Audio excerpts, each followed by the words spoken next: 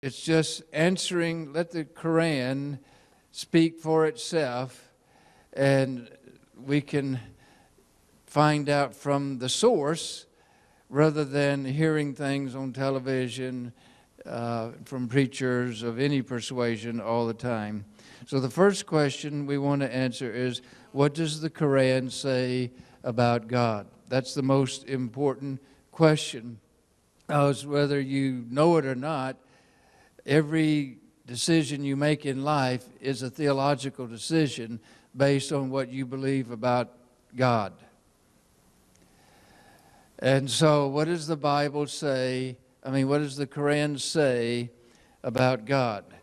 I think we all know that Islam is a monotheistic, meaning one God, religion, belief in one God. And in Islam, of course, his name is Allah.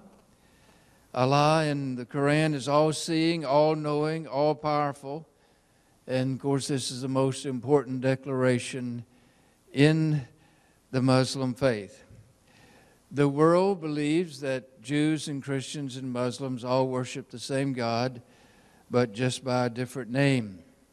But as we will see in this lesson, and I hope you'll get a copy of that book on radical Islam, the Muslim understanding of God is radically and dramatically different than the Judeo-Christian understanding of God. While we all know that Jews and Christians have theological differences, Jews and Christians worship the same God, and we share the same holy book, amen, the Bible. Although we have different views, our different views are still from the same book, not from a different book. But the same cannot be said of Islam. There are many, many, many, many conflicts between the Bible and the Koran. So they both can't be right. God can't say I'm A sometime in history, and somewhere along the way say I'm Z. Somebody didn't hear right. Are you there? Amen. So both can't be correct.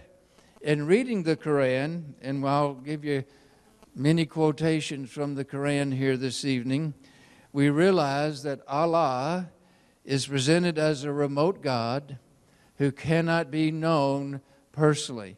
It would be a high blasphemy in the Muslim way of thinking to think that you could actually know Allah and have a personal, intimate relationship with Him. That's not in any way part of the Islamic teaching. In the Quran, God is a stern God. He's full of judgment and power, as I'm sure we can see that watching the world, but lacking in the attributes of love and purity and grace.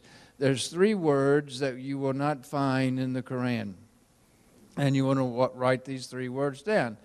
And when you hear them, it will tell you most everything you need to know. You will not find the word love, you will not find the word Father, and you will not find the word Jerusalem. Does that tell anybody anything already? Now, depending on certain English translations of the Quran, if you look hard enough, you can come across the word love 2 or 3 times, but it's very vague. In no way does it actually suggest that Allah loves you. So basically, for all practical purposes, even if you can stumble on it, and I've highlighted my copy of the Quran on every page is red lettered highlighting, it's very, very difficult to find, depending on the English translation version that you have.